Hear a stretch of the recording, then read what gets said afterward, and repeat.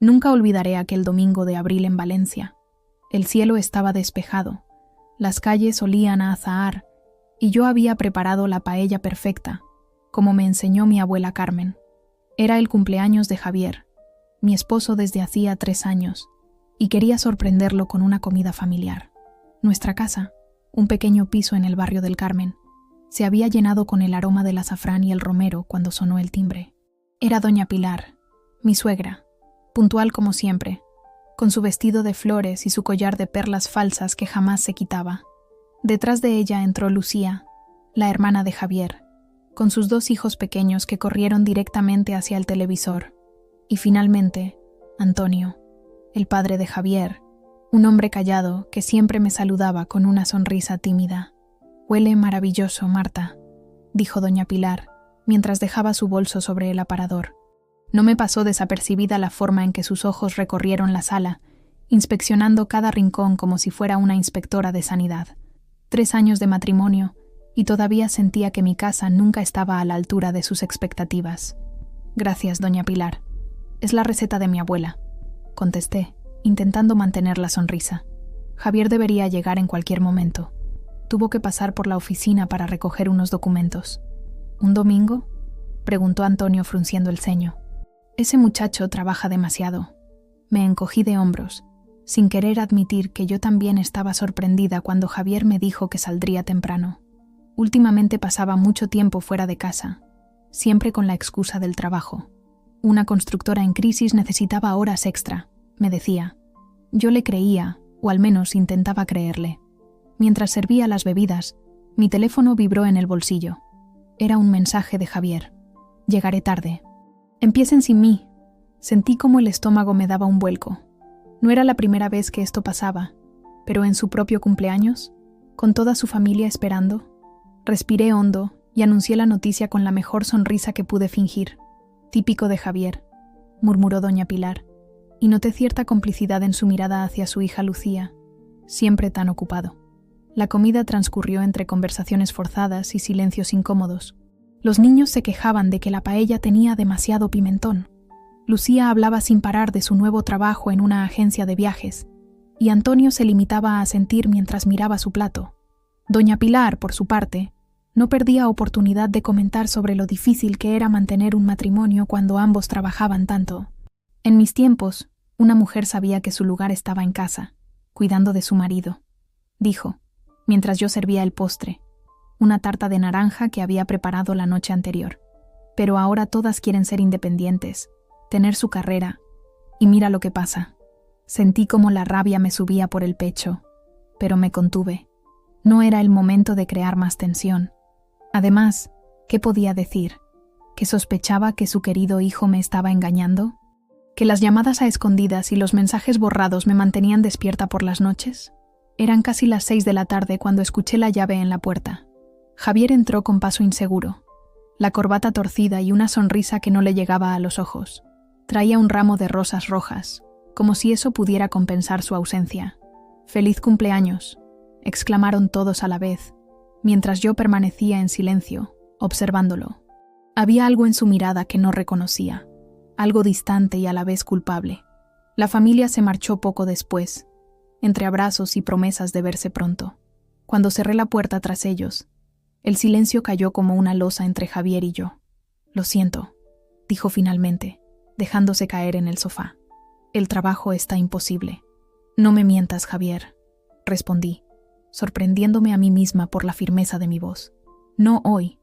No después de dejarme sola con tu familia durante horas». Él me miró, primero con sorpresa, luego con algo parecido al miedo. «¿De qué hablas?» «Hueles a perfume», dije simplemente. «Y no es el mío». Lo vi palidecer, abrir la boca para decir algo, y luego cerrarla de nuevo. En ese momento, su teléfono vibró sobre la mesa. Ambos miramos la pantalla iluminada. Elena. Y debajo, el principio de un mensaje que helaba la sangre. «Gracias por esta tarde, mi amor. Mañana podemos...». El tiempo pareció detenerse. Me sentí como si estuviera viendo la escena desde fuera, como si esa mujer de pie en medio del salón, con las manos temblorosas y el corazón roto, fuera otra persona y no yo.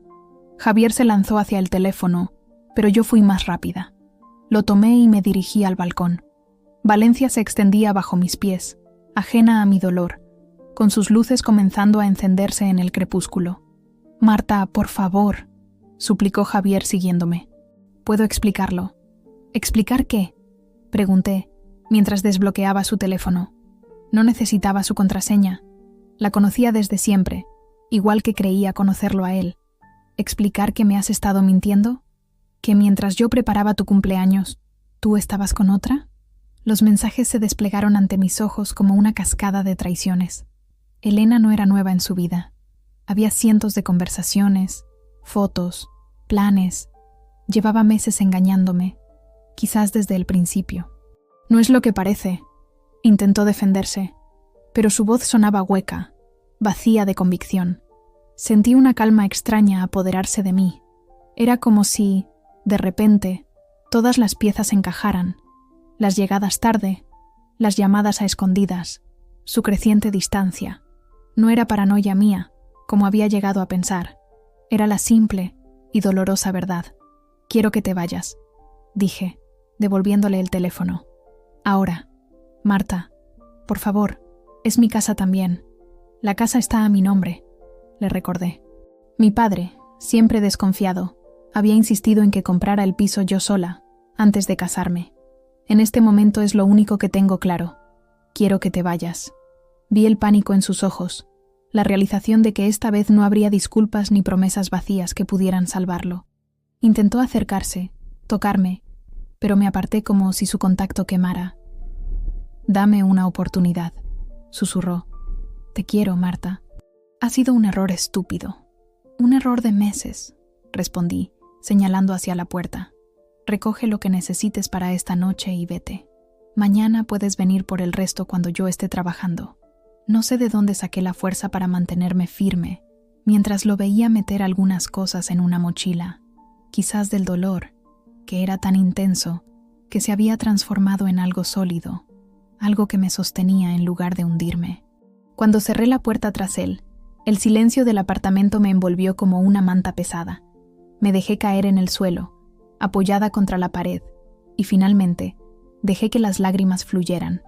Lloré por la mujer que había sido, por los años perdidos, por los sueños que se desvanecían frente a mis ojos. Esa noche, mientras Valencia dormía bajo un cielo estrellado, yo me despedía de una vida que creía segura. Sin saberlo entonces, era el primer paso hacia mi verdadera libertad. Los días siguientes pasaron como en una nebulosa. Me levanté, fui a trabajar al colegio donde daba clases de literatura, sonreí a mis alumnos, corregí exámenes y volví a casa.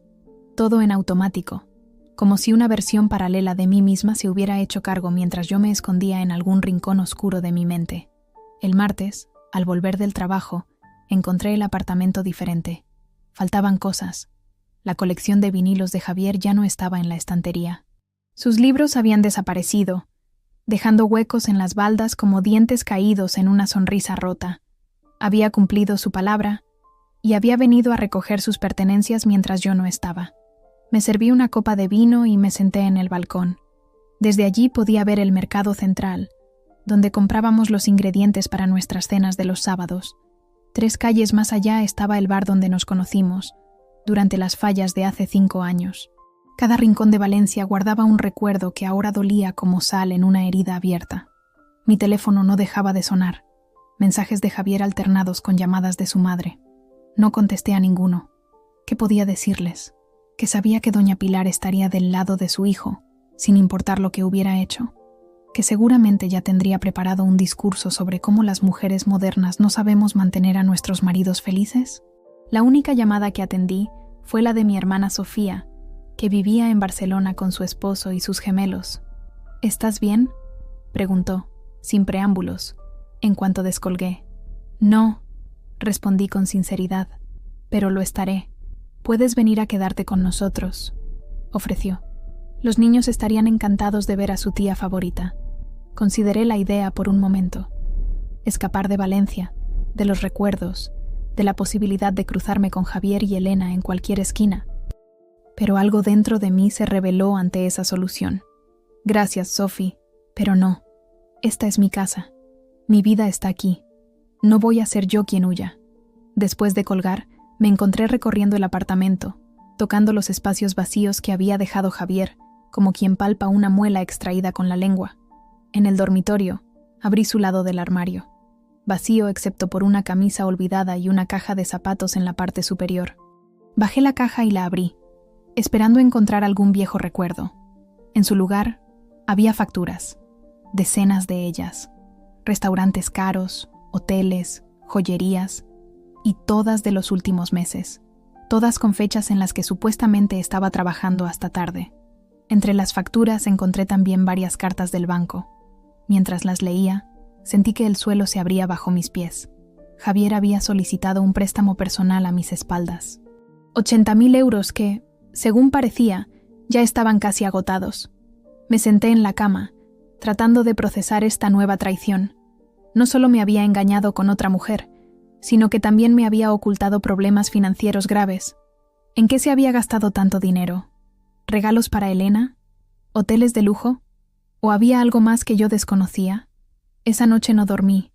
Repasé una y otra vez nuestra vida juntos, buscando señales que hubiera pasado por alto. ¿Cómo no me había dado cuenta de nada?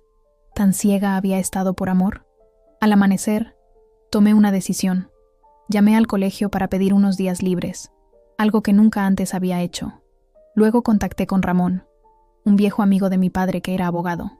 Necesito saber exactamente en qué situación estoy, le expliqué cuando nos encontramos en su despacho cerca de la Plaza de la Virgen. Le mostré las facturas y las cartas del banco que había encontrado. Ramón escuchó en silencio, tomando notas ocasionales. Su rostro arrugado, curtido por décadas de lidiar con las miserias humanas, no mostró sorpresa. Lo primero que debes saber, dijo finalmente, es que el préstamo está a nombre de él, no tuyo. No eres responsable de esa deuda. Sentí un pequeño alivio, pero sabía que había más. Sin embargo, continuó, como estáis casados en régimen de gananciales, cualquier deuda contraída durante el matrimonio podría considerarse común, a menos que se demuestre que fue para beneficio exclusivo de uno de los cónyuges. ¿Y cómo demostramos eso? Con las facturas que has encontrado, podemos argumentar que el dinero se destinó a gastos personales suyos, no relacionados con el bienestar familiar. Pero necesitaremos más pruebas. Salí del despacho de Ramón con una lista de documentos que necesitaba reunir y la recomendación de iniciar los trámites de divorcio cuanto antes. El mundo que conocía se estaba desmoronando, pero de alguna manera, tener un plan de acción me hacía sentir menos perdida. Al día siguiente, fui al banco. Necesitaba saber si había más sorpresas esperándome. El director de la sucursal, un hombre con aspecto de no haber sonreído en años, revisó nuestras cuentas. La cuenta conjunta está prácticamente a cero, informó, y hay varios recibos devueltos. ¿Recibos de qué? Tarjetas de crédito a nombre de su marido. Con cada revelación, sentía una mezcla de rabia y dolor que me quemaba por dentro. ¿Quién era realmente el hombre con el que me había casado? ¿Cómo podía haberme mentido de tantas maneras? Esa tarde, mientras reorganizaba el apartamento, intentando borrar los huecos que había dejado Javier, sonó el timbre. Al abrir, me encontré cara a cara con doña Pilar. «Tenemos que hablar», dijo, sin saludar, entrando como si aún tuviera derecho a hacerlo. Me aparté para dejarla pasar, más por sorpresa que por cortesía. Llevaba un vestido negro, como si estuviera de luto, y su habitual collar de perlas falsas. «Javier está destrozado», comenzó, sentándose en mi sofá. No duerme. Está arrepentido, Marta. Todo hombre comete errores». Respiré hondo, contando hasta 10 mentalmente antes de responder. ¿También es un error pedir un préstamo a escondidas? ¿O gastar miles de euros en otra mujer mientras me decía que teníamos que ahorrar? Vi la confusión en su rostro. Aparentemente, Javier no le había contado toda la historia. «No sé de qué hablas», dijo, recomponiéndose rápidamente. «Pero sea lo que sea, se puede solucionar. El matrimonio es para toda la vida, Marta, en las buenas y en las malas. Lo siento, doña Pilar, pero su hijo rompió esa promesa, no yo». «Eres orgullosa», respondió, apretando su bolso con fuerza. «Siempre lo has sido. Por eso nunca funcionaría. Una mujer debe saber perdonar. Y un hombre debe saber respetar», repliqué. «Por favor, váyase». No hay nada más que hablar. Después de que se marchara, con la amenaza velada de que me arrepentiría de mi decisión, me sentí extrañamente más fuerte. Enfrentarme a ella había sido como enfrentarme a una parte del pasado, a todas esas veces que había callado para no crear conflictos, para ser la nuera perfecta. Esa noche, Carmen, mi mejor amiga desde la universidad, vino a cenar. Trajo vino, chocolate y un abrazo que valía más que cualquier palabra de consuelo. ¿Sabes qué es lo peor?, le dije, mientras compartíamos una pizza en el balcón, bajo el cielo estrellado de Valencia. Que no sé si alguna vez me quiso de verdad. Claro que te quiso, respondió Carmen, llenando de nuevo nuestras copas. A su manera. Pero querer no es suficiente, Marta. No cuando viene con mentiras, con falta de respeto. Me siento tan estúpida. ¿Cómo no vi las señales? Porque confiabas. Porque eso es lo que hacemos cuando amamos. No eres estúpida. Eres humana. Hablamos durante horas, recordando quién era yo antes de conocer a Javier, antes de convertirme en la esposa de... Carmen me recordó mis sueños de escribir, de viajar, todos esos planes que había ido posponiendo para adaptarme a una vida que ahora se revelaba como una ilusión. Quizás, dijo Carmen cuando se despedía en la puerta, esto sea lo mejor que podía pasarte. Duele ahora, pero eres libre de nuevo. Libre para ser quien quieras. Esa noche, por primera vez desde que descubrí la traición, dormí sin lágrimas. En mis sueños, caminaba por una playa desconocida, con el sol brillando sobre el mar y la sensación de que algo nuevo estaba comenzando. Al despertar, llevé esa sensación conmigo, como una pequeña llama que empezaba a crecer en mi interior. Una semana después, mientras corregía exámenes en la sala de profesores, recibí una llamada de Ramón, mi abogado. «Tenemos un problema, Marta», dijo sin rodeos. Javier ha vaciado la cuenta de ahorros que teníais a nombre de los dos. Sentí un escalofrío. Era el dinero que habíamos estado guardando durante años, supuestamente para comprar una casa más grande cuando tuviéramos hijos. Casi 40.000 euros. ¿Puede hacer eso? ¿Es legal? Técnicamente sí. Al ser una cuenta conjunta, cualquiera de los dos puede disponer del dinero sin el consentimiento del otro. Apreté el teléfono con tanta fuerza que temí romperlo. Justo cuando empezaba a sentirme más fuerte, más centrada, surgía un nuevo golpe. ¿Qué podemos hacer? Lo incluiremos en la demanda de divorcio como parte de los bienes a repartir. Pero siendo realistas, Marta, si ya ha gastado el dinero... No necesitaba que terminara la frase. Conocía suficiente a Javier para saber que ese dinero probablemente ya estaría en manos de Elena, convertido en algún capricho o viaje. Terminé de corregir los exámenes en un estado de rabia fría.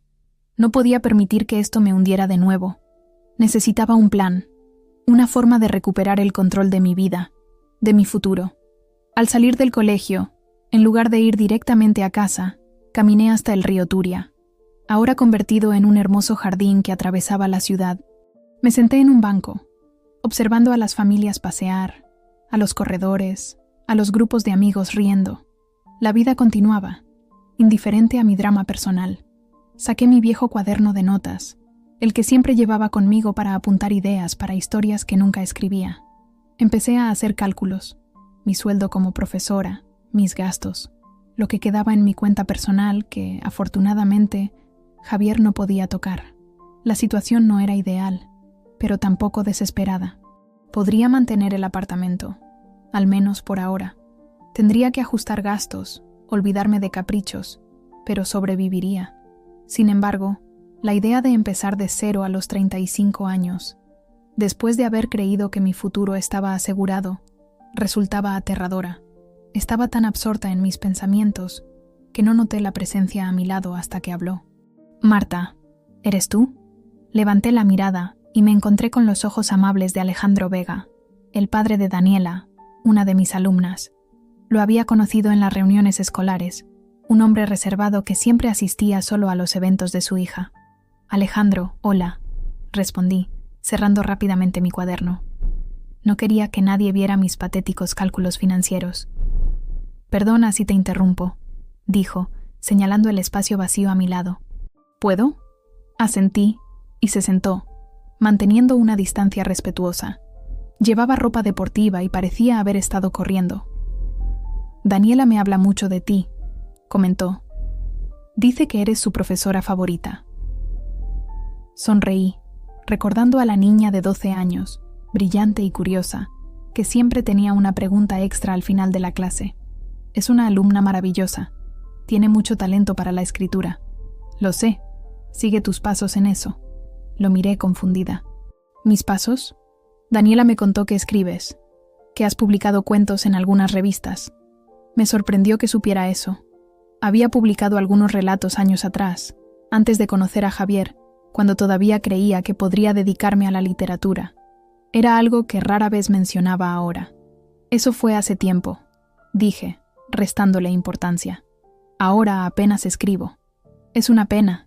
Leí uno de tus cuentos en la biblioteca municipal. La mujer del faro, creo que se llamaba. Me pareció extraordinario. Sentí un calor extraño expandirse por mi pecho.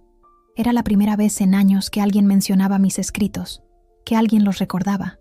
Gracias, murmuré, sin saber qué más decir. Hablamos durante casi una hora. Me contó que era viudo, que Daniela y él se habían mudado a Valencia desde Madrid 3 años atrás, buscando un nuevo comienzo tras la muerte de su esposa. Era arquitecto, trabajaba en la restauración de edificios históricos y, como yo descubriría más tarde, era un ávido lector. Cuando empezó a oscurecer, nos despedimos con la promesa de vernos de nuevo, quizás para tomar un café y hablar sobre los progresos de Daniela en clase. Mientras caminaba hacia casa, me sorprendí sonriendo por primera vez en días. Al llegar al apartamento, encontré un sobre en el buzón. Era de la editorial Albatros, una pequeña casa independiente a la que había enviado un manuscrito casi un año atrás, poco antes de que mi matrimonio comenzara a desmoronarse. Había sido un impulso, un acto casi secreto. Ni siquiera le había hablado a Javier al respecto, temiendo su reacción, su forma de minimizar mis ambiciones literarias. El sobre contenía una carta breve pero entusiasta. Les había gustado mi novela. Querían publicarla. No sería un gran lanzamiento, me advertían, ni habría un anticipo sustancial, pero creían en mi historia y querían darle una oportunidad. Me senté en las escaleras, leyendo la carta una y otra vez, incapaz de creer que, en medio de tanto caos, ocurriera algo así. Era como si el universo estuviera equilibrando la balanza, ofreciéndome una puerta abierta justo cuando otras se cerraban. Esa noche, por primera vez desde la traición de Javier, lloré de alegría. Llamé a Sofía, a Carmen, incluso a mi madre, que vivía en un pequeño pueblo de Alicante y que siempre había sido mi mayor apoyo. Siempre supe que lo conseguirías, dijo mi madre, con esa fe inquebrantable que solo las madres tienen. Desde que eras pequeña y me contabas historias mientras te peinaba para ir al colegio. Es una editorial pequeña, mamá. No voy a hacerme rica ni famosa. Eso no importa. Lo importante es que te han reconocido, que han visto tu talento. Lo demás vendrá solo. Los días siguientes pasaron en un torbellino de emociones. Por un lado, seguía el proceso de divorcio, doloroso y agotador. Javier había contratado a un abogado agresivo que cuestionaba todo, desde la división de bienes hasta la supuesta provocación que yo había ejercido para que él buscara consuelo en otra mujer. Por otro lado, estaba la ilusión de la novela, las reuniones con la editora, una mujer enérgica de unos 50 años llamada Teresa, que creía firmemente en mi trabajo y tenía grandes planes para él. Y luego estaba Alejandro. Después de nuestro encuentro en el parque, comenzamos a vernos regularmente. Al principio con la excusa de hablar sobre Daniela, luego simplemente porque disfrutábamos de la compañía mutua. Era una amistad, nada más, pero me recordaba que había vida más allá del dolor, que podía conectar con otras personas sin miedo. Una tarde, mientras tomábamos café en una terraza cerca de la catedral, Alejandro me hizo una propuesta inesperada. «Estoy restaurando una casa en el Cabañal», dijo, refiriéndose al antiguo barrio de pescadores. Era de mi abuelo. Tiene una habitación perfecta para un estudio, con vista al mar. Pensaba alquilarla, pero si necesitas un espacio para escribir, es tuya. Lo miré, sorprendida por el ofrecimiento.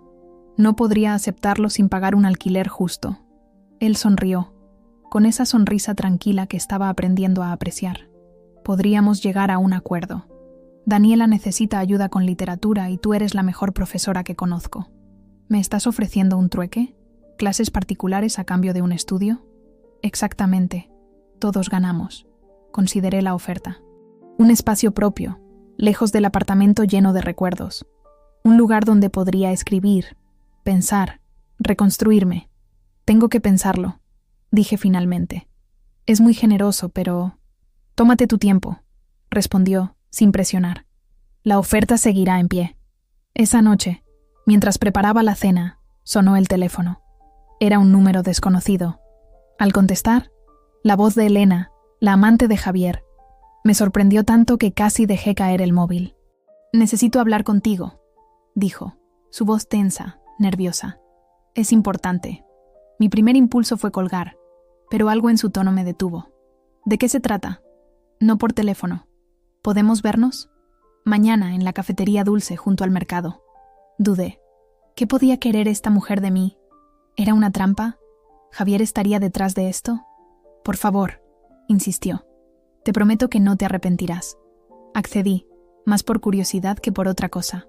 Después de colgar, me pregunté si estaba cometiendo un error. Pero algo dentro de mí, quizás ese instinto que había ignorado durante demasiado tiempo, me decía que debía escucharla. Al día siguiente, llegué a la cafetería con 15 minutos de antelación. Elegí una mesa desde donde podía ver la entrada y esperé, con el corazón latiendo más rápido de lo normal. Elena llegó puntual.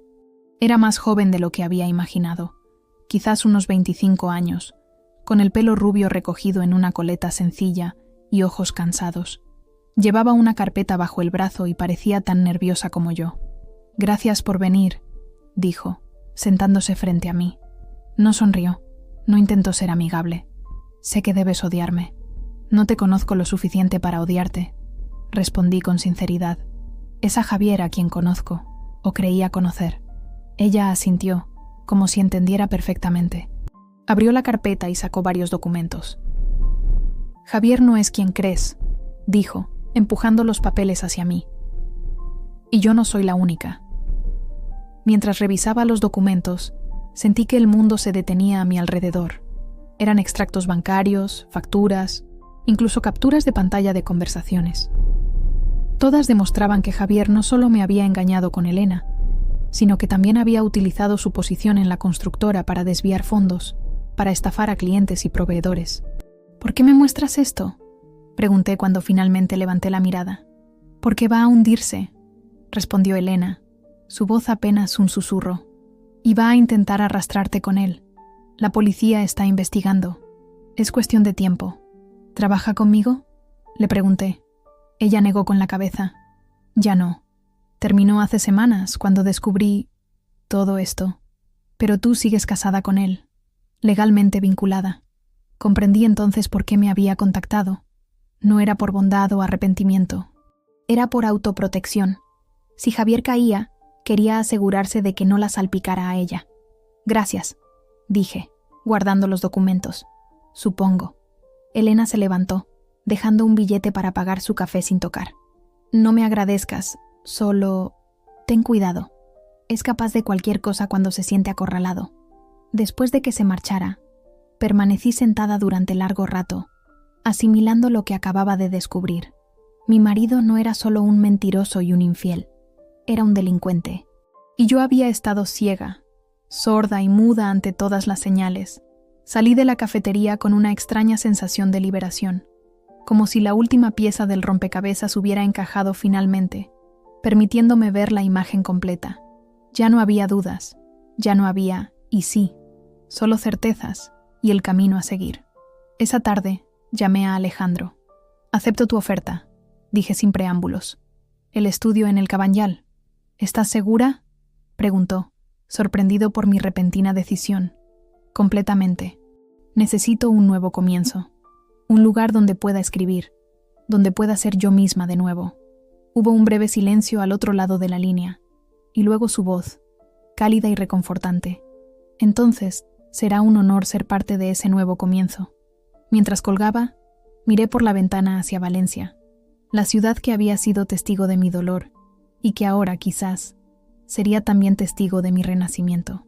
No sabía qué me depararía el futuro, pero por primera vez en mucho tiempo no tenía miedo de descubrirlo.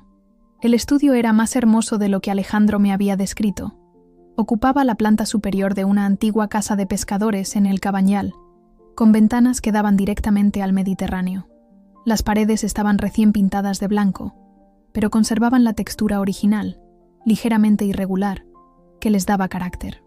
El suelo de baldosas hidráulicas, restaurado con mimo, contaba historias de otro tiempo con sus motivos geométricos en azules y ocres. Era el dormitorio de mi abuelo, explicó Alejandro mientras me mostraba el espacio. Decía que necesitaba dormirse escuchando el mar para soñar bien. La habitación estaba prácticamente vacía, excepto por un escritorio de madera oscura, colocado estratégicamente frente a la ventana principal, una estantería y un pequeño sofá que parecía invitar a la lectura. «Es perfecto», murmuré, acercándome a la ventana para contemplar el mar. La brisa salada entró de inmediato, trayendo consigo promesas de historias aún no escritas. «Tiene entrada independiente», señaló Alejandro, mostrándome la escalera exterior que bajaba directamente a la calle. «Puedes venir y salir cuando quieras, sin molestar a nadie». El resto de la casa seguía en obras. Alejandro me explicó que estaba restaurándola poco a poco, respetando su estructura original, pero adaptándola a las necesidades modernas. Él y Daniela vivían temporalmente en un apartamento cercano, hasta que la planta baja estuviera habitable. «¿Cuándo puedo empezar?», pregunté, ya imaginándome sentada frente a ese escritorio, escribiendo mientras el sol se ponía sobre el mar. «Cuando quieras. Las llaves son tuyas». Me las entregó con una sonrisa, y sentí un extraño cosquilleo al rozar sus dedos. No era algo romántico, me dije a mí misma. Era simplemente la emoción de este nuevo comienzo. Empecé a trasladar mis cosas al estudio al día siguiente. No eran muchas.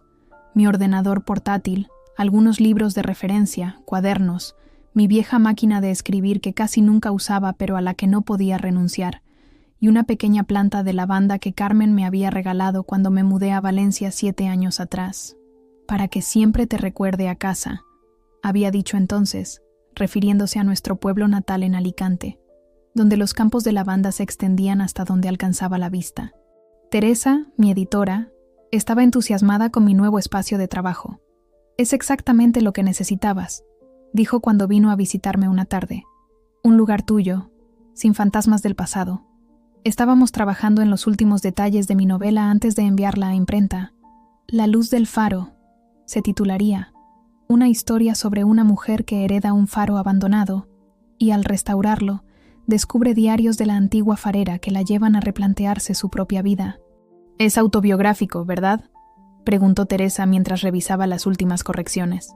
«No exactamente», respondí, aunque sabía que había mucho de mí en Lucía, la protagonista.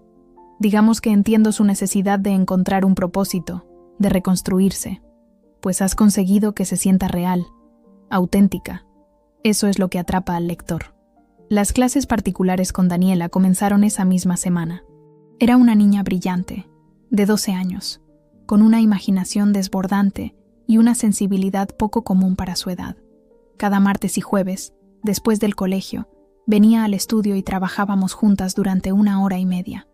Mi madre también escribía. Me confesó un día, mientras analizábamos un poema de Gloria Fuertes. Papá guarda todos sus cuadernos en una caja especial. La manera en que hablaba de su madre, sin tristeza pero con una especie de reverencia tranquila, me conmovió. Alejandro había mencionado que llevaban 3 años en Valencia, lo que significaba que Daniela tenía unos 9 cuando perdió a su madre. ¿Quieres ser escritora como ella?, le pregunté. Daniela se encogió de hombros, con esa mezcla de timidez y determinación tan propia de ella. «No sé si seré tan buena, pero me gusta inventar historias». «Yo creo que serás mejor», le aseguré, «porque tienes su sensibilidad y además tienes la tuya propia».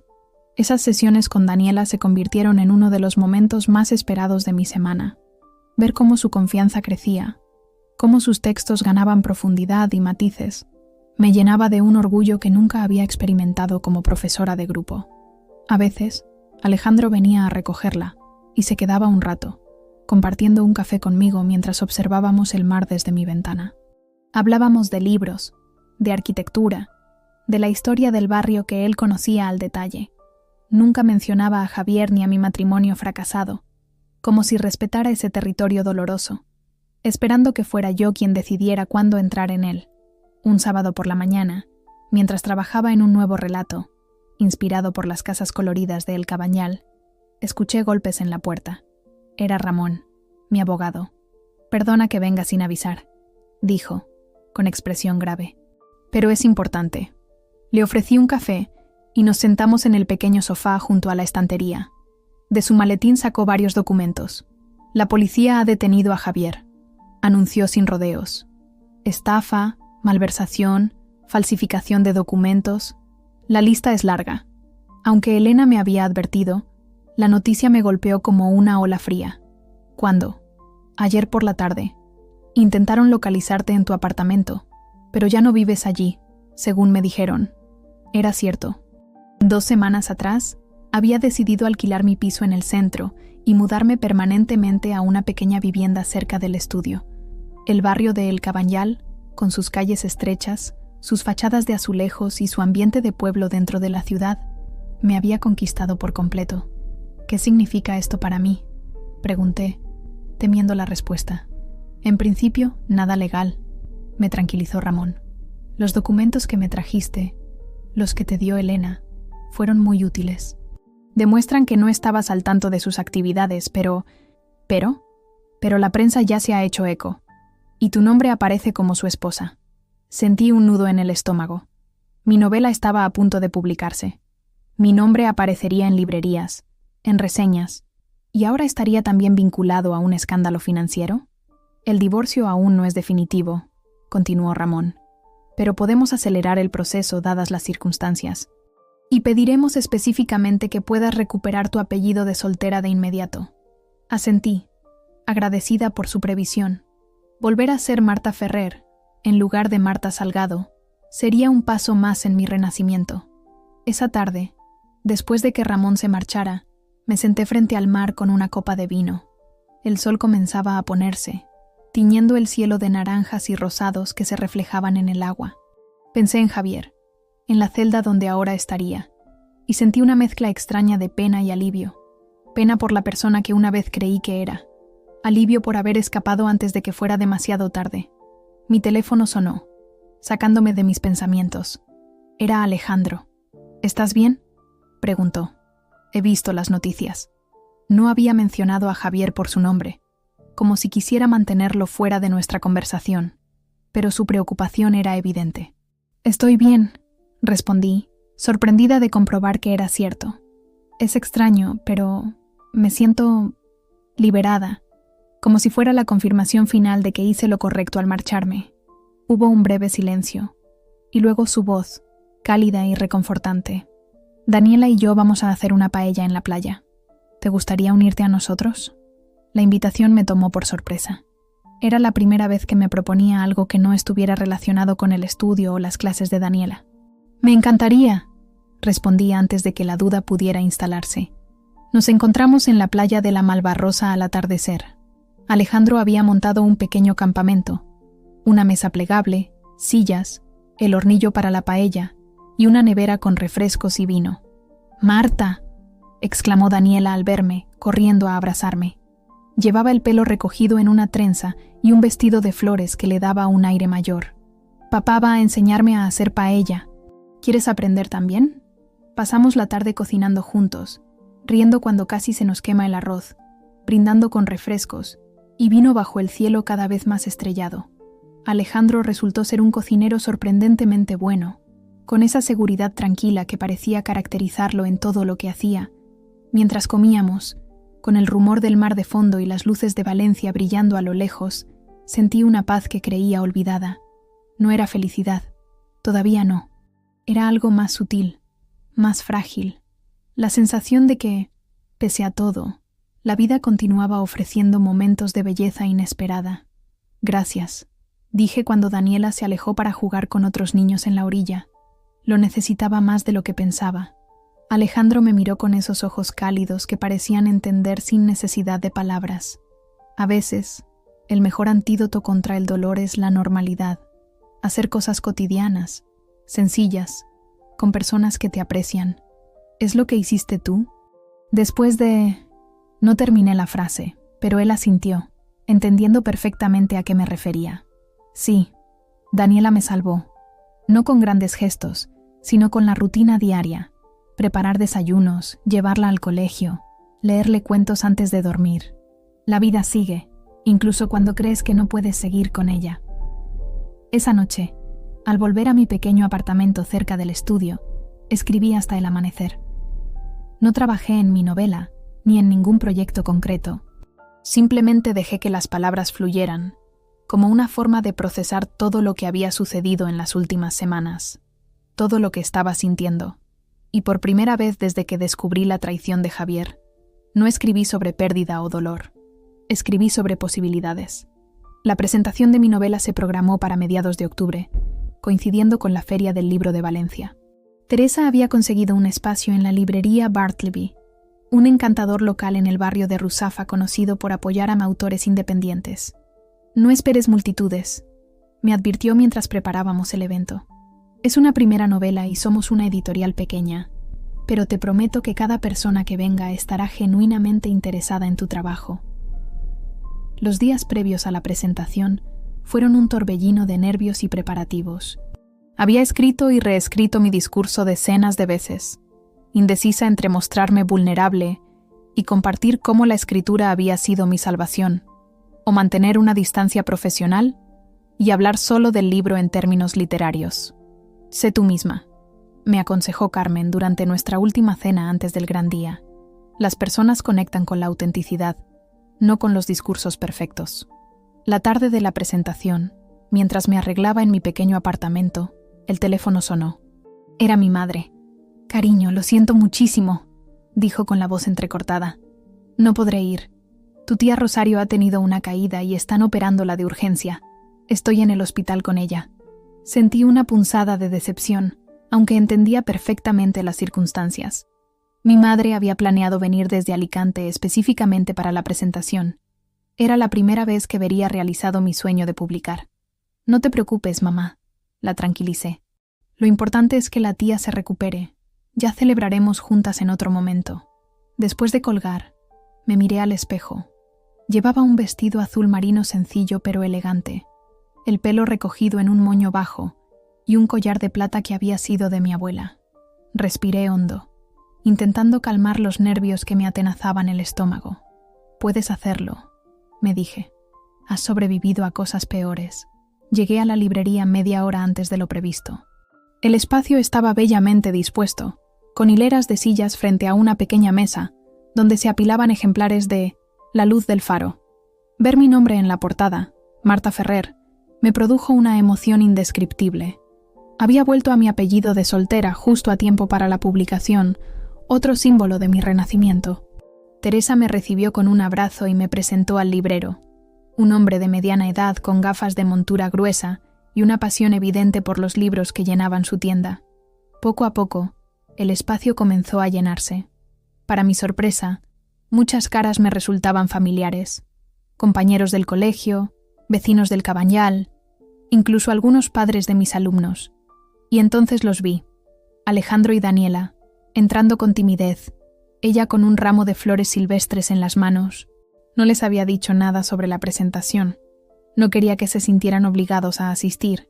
«¡Sorpresa!», exclamó Daniela, entregándome las flores.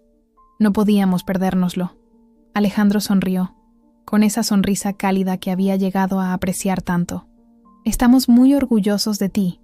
El «estamos» me conmovió profundamente, como si, de alguna manera, ya formara parte de su pequeña familia. La presentación comenzó puntual. Teresa me introdujo con palabras generosas, destacando mi talento y sensibilidad, y luego me cedió la palabra. Miré al público, respiré hondo, y decidí seguir el consejo de Carmen: ser auténtica. Esta historia nació en un momento de oscuridad. Comencé, cuando pensaba que había perdido todo lo que me definía, mi matrimonio, mi seguridad, incluso mi identidad. Vi algunas miradas de reconocimiento entre el público. Las noticias sobre Javier y su detención habían aparecido en la prensa local, aunque sin grandes titulares.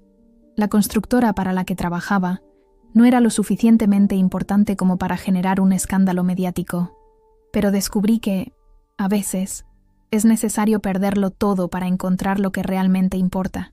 En mi caso, fueron las palabras. Las historias que siempre habían estado dentro de mí, esperando a ser contadas. Hablé durante unos 20 minutos, alternando reflexiones personales con detalles sobre el proceso creativo y lecturas de fragmentos seleccionados. La protagonista de mi novela, Lucía, resonaba en mí de una manera que no había anticipado cuando comencé a escribirla, como si hubiera estado preparándome para mi propia transformación. Después llegó el turno de preguntas. La mayoría fueron sobre la novela, las inspiraciones, los personajes, el simbolismo del faro. Pero hubo una, formulada por una mujer mayor sentada en la última fila, que me tomó por sorpresa. ¿Crees que tu protagonista encuentra la felicidad al final del libro, o simplemente aprende a vivir con su dolor? La pregunta me hizo reflexionar. Era algo que yo misma me había planteado muchas veces durante los últimos meses. Creo que aprende algo más valioso que la felicidad, respondí finalmente. Aprende que la vida no es una línea recta hacia un destino predeterminado. Es un camino que se va trazando con cada decisión, con cada caída y con cada nuevo comienzo, y que el dolor no desaparece, pero se transforma, se convierte en parte de quién eres, no en algo que te define por completo. Hubo un momento de silencio, y luego un aplauso cálido que me emocionó hasta las lágrimas. Al terminar el acto oficial, me quedé firmando ejemplares durante casi una hora. Cada persona que se acercaba con mi libro tenía una historia, una razón por la que creía que le hablaría. Algunas habían pasado por divorcios, otras habían perdido seres queridos, muchas simplemente amaban la literatura y querían apoyar a una autora novel. Carmen fue la última en la fila, con una sonrisa de orgullo que iluminaba toda su cara. ¿Qué te dije? Autenticidad. Les has llegado al corazón. Nos abrazamos, y sentí una gratitud inmensa por esta amiga que había estado a mi lado en los momentos más oscuros, que nunca había dudado de mí ni de mi capacidad para salir adelante. Cuando finalmente cerró la librería, Teresa nos invitó a todos, Carmen, Alejandro, Daniela y yo, a cenar en un pequeño restaurante cercano. Brindamos con vino tinto, hablamos de libros, de sueños, de proyectos futuros.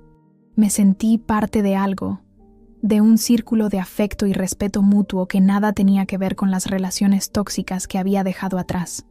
Era casi medianoche cuando Alejandro y Daniela se despidieron. La niña estaba visiblemente cansada, pero insistió en abrazarme una vez más. Tu libro es precioso, me susurró al oído. Cuando sea mayor, quiero escribir como tú. Sus palabras me llenaron de una emoción que no pude contener. La abracé con fuerza, agradecida por este regalo inesperado. Ser un ejemplo para alguien, una inspiración. Alejandro me miró con algo nuevo en sus ojos, algo que no me atrevía a nombrar todavía. ¿Te importa si te llamo mañana?, preguntó mientras se ponían sus abrigos. Me encantaría, respondí con sinceridad. Después de que se marcharan, Teresa, Carmen y yo compartimos una última copa. Ha sido un éxito, declaró Teresa, consultando sus notas. Hemos vendido casi todos los ejemplares que trajimos, y lo más importante, has conectado con los lectores. Eso no se puede fabricar ni comprar. ¿Cómo te sientes?, preguntó Carmen, estudiando mi rostro con atención. Reflexioné un momento. En paz, respondí finalmente, como si hubiera cerrado un círculo y abierto otro al mismo tiempo. Las semanas siguientes trajeron consigo pequeñas alegrías que fueron sumándose como gotas de lluvia en un estanque. Una reseña positiva en el diario local. Una invitación para participar en un festival literario en Barcelona. Un correo de una lectora que me decía que mi novela la había ayudado a tomar una decisión difícil pero necesaria. Y luego estaba Alejandro. Nuestras conversaciones, antes limitadas a temas seguros como libros o arquitectura, comenzaron a profundizarse. Me habló de Claudia, su esposa fallecida, de cómo la enfermedad se la había llevado en apenas 6 meses, dejándolo solo con una niña de 9 años y un dolor que creía insuperable. Nunca pensé que volvería a sentir esto, me confesó una tarde mientras paseábamos por la playa, con Daniela corriendo delante de nosotros, persiguiendo gaviotas. ¿Esto?, pregunté, aunque una parte de mí ya sabía a qué se refería. Esperanza, respondió simplemente. Ganas de despertar cada mañana, de construir algo nuevo. No me atreví a preguntarle si ese algo nuevo me incluía a mí. Todavía me sentía frágil, como un cristal recién soplado que necesita tiempo para enfriarse y fortalecerse. Pero por primera vez desde la traición de Javier, la idea de volver a confiar, de volver a querer, no me parecía imposible. Una mañana de noviembre, mientras trabajaba en mi estudio con vista al mar, recibí una carta inesperada. Era de doña Pilar, la madre de Javier. Su letra pulcra y antigua me transportó inmediatamente a las cenas familiares tensas, a las miradas de desaprobación, a todos esos momentos en los que intenté y fracasé en ganarme su afecto. La carta era breve pero directa. Me pedía perdón por no haber visto quién era realmente su hijo, por haber sido cómplice de sus mentiras, por haberme juzgado injustamente. Siempre fuiste demasiado buena para él, escribía con una honestidad que nunca le había conocido. Ojalá hubiera tenido el valor de reconocerlo antes. No respondí a la carta, pero la guardé, no como un recordatorio del dolor pasado, sino como prueba de que incluso las personas más rígidas pueden cambiar, pueden reconocer sus errores.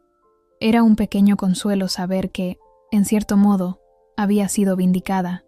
Diciembre llegó con lluvias suaves y un frío que invitaba a las mantas y al chocolate caliente.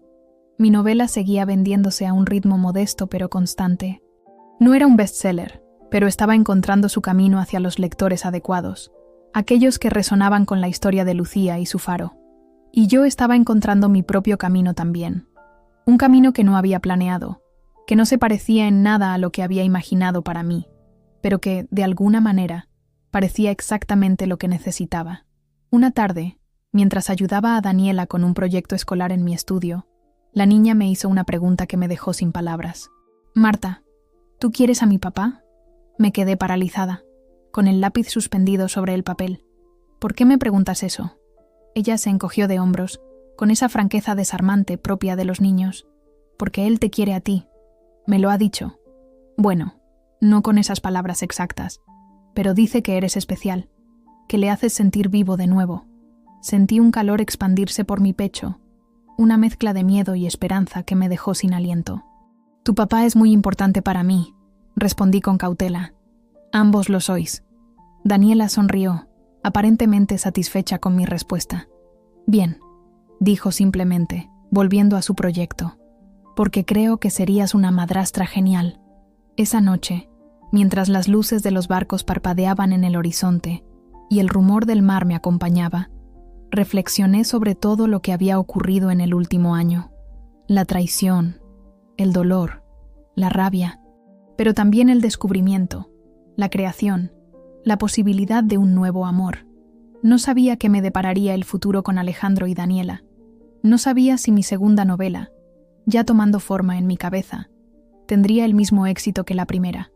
No sabía si algún día dejaría de sentir una punzada al recordar la humillación y el engaño, pero sabía que las palabras seguirían siendo mi salvación, que el mar, visto desde mi ventana cada mañana, seguiría recordándome que la vida, como él, está en constante movimiento, que las tormentas pasan, que las mareas cambian y que siempre, siempre hay un nuevo amanecer esperando en el horizonte.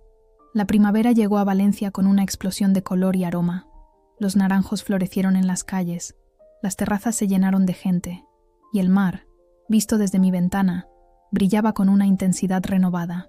Había pasado más de un año desde que descubrí la traición de Javier, y mi vida se había transformado en algo que nunca hubiera imaginado. Mi novela, La luz del faro, había sido nominada para el Premio Nadal, uno de los más prestigiosos de la literatura española. No gané, por supuesto. Era una escritora novel compitiendo con autores establecidos, pero la nominación fue suficiente para que una editorial más grande se interesara por mi próximo trabajo. «Es una oportunidad única», me explicó Teresa durante un almuerzo en la terraza de mi estudio. «Albatros siempre será tu casa, pero no podemos ofrecerte lo que ellos te proponen. Más distribución, traducción a otros idiomas, una gira». Miré hacia el mar, pensando en lo que esta oportunidad significaba. Más visibilidad, más lectores, pero también más presión, más expectativas y quizás, lo más complicado, Menos tiempo en Valencia. Menos tiempo con... ¿Has hablado con Alejandro?, preguntó Teresa, leyendo mi expresión. Todavía no, admití. No sé cómo decírselo. Mi relación con Alejandro había evolucionado lentamente, con la cautela de dos personas que conocen el dolor de la pérdida y temen volver a experimentarlo. No hubo grandes declaraciones ni momentos dramáticos, solo pequeños gestos, conversaciones honestas, la construcción gradual de algo sólido y verdadero. La primera vez que me besó fue en Nochevieja, bajo los fuegos artificiales que iluminaban la playa de la Malvarrosa. Habíamos asistido a una pequeña celebración con amigos, incluida Carmen, que no dejaba de lanzarnos miradas cómplices. «No quiero presionarte», me había dicho esa noche, con su frente apoyada contra la mía. «Sé que todavía estás sanando». «Tú también», respondí, consciente de que su duelo por Claudia, aunque diferente al mío, era igualmente real. «Quizás eso es lo que nos une», murmuró, «que ambos estamos reconstruyéndonos pieza a pieza». Nuestra relación se había desarrollado naturalmente desde entonces. Pasábamos fines de semana juntos, a veces con Daniela, a veces solos. La casa de El Cabanyal estaba casi terminada, y Alejandro había hablado de mudarse definitivamente allí en verano.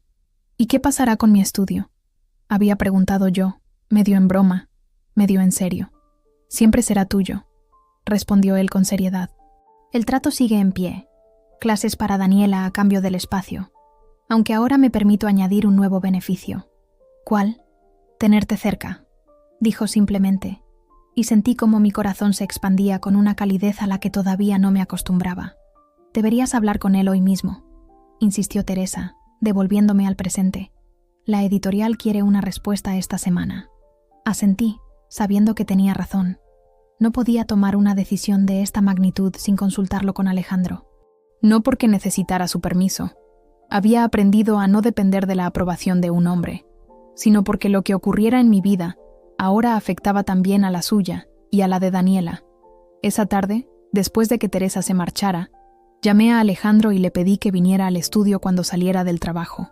Llegó al atardecer, con ese paso tranquilo que había llegado a asociar con él, trayendo una bolsa de croissants recién horneados de la panadería francesa del barrio. «Pareces preocupada», dijo, sentándose a mi lado en el pequeño sofá junto a la ventana. «¿Ha pasado algo?». Le conté sobre la oferta de la editorial, las posibilidades que habría, y también los compromisos que implicaba. Viajes, presentaciones, menos tiempo en Valencia. Mientras hablaba, observaba su rostro, buscando signos de decepción o rechazo, pero solo encontré atención sincera. «Es una oportunidad increíble», dijo cuando terminé. «Estarías loca si no la aceptaras, pero significaría pasar menos tiempo aquí, contigo y con Daniela». Alejandro tomó mi mano, trazando círculos en mi palma con su pulgar, un gesto que había aprendido que me calmaba. «Marta, ¿recuerdas lo que me dijiste cuando empezamos a vernos? Que nunca volverías a renunciar a tus sueños por un hombre». Recordaba perfectamente esa conversación. Había sido poco después de Nochevieja, cuando comenzábamos a definir lo que había entre nosotros. «Lo recuerdo. Pues yo no quiero ser ese hombre», continuó. «No quiero ser la razón por la que dejas pasar esta oportunidad. Encontraremos la manera de que funcione. Hay aviones, trenes, videoconferencias, y siempre tendrás tu estudio aquí esperándote». Sentí cómo las lágrimas se acumulaban en mis ojos, no lágrimas de tristeza, sino de gratitud, de asombro ante este hombre que entendía lo que necesitaba incluso antes de que yo misma pudiera expresarlo. «Te quiero», dije, y me sorprendí de lo fácil que resultó pronunciar esas palabras que durante tanto tiempo había temido volver a decir. «Y yo a ti», respondió acercándome a él. «Y por eso mismo quiero que brilles con toda tu luz, aquí o donde sea». Acepté la oferta de la editorial al día siguiente. Los meses siguientes fueron un torbellino de actividad. Contratos, reuniones, entrevistas, la planificación de la gira de presentación que comenzaría en septiembre. Mientras tanto, seguía trabajando en mi segunda novela, esta vez ambientada en El Cabanyal, un homenaje al barrio que me había acogido en mi momento más vulnerable. Daniela terminó el curso con excelentes notas y me regaló un relato que había escrito para la clase de literatura. «Para mi maestra favorita», decía la dedicatoria. La historia trataba sobre una niña que perdía a su madre, pero encontraba consuelo en los libros y en una profesora que le enseñaba a expresar sus sentimientos a través de las palabras. Lo leí en mi estudio, con lágrimas silenciosas rodando por mis mejillas, conmovida por la madurez emocional de esta niña que, de alguna manera, se había convertido en parte importante de mi vida. El juicio contra Javier se celebró a principios de verano. No asistí personalmente, pero seguí el proceso a través de Ramón, mi abogado. Javier fue condenado a 6 años de prisión por estafa continuada y otros delitos económicos. La noticia apareció en la sección local del periódico, junto a una pequeña foto suya entrando al juzgado. Lo miré largo rato, buscando en ese rostro algo del hombre que una vez amé, del que creí conocer, pero solo vi a un extraño, con ojos huidizos y hombros caídos. Me pregunté si alguna vez había sido sincero conmigo, o si toda nuestra relación había sido una elaborada mentira, otra de sus estafas. «¿Cómo te sientes?», me preguntó Alejandro esa noche, mientras cenábamos en la terraza de su casa, nuestra casa, como había empezado a pensar en ella.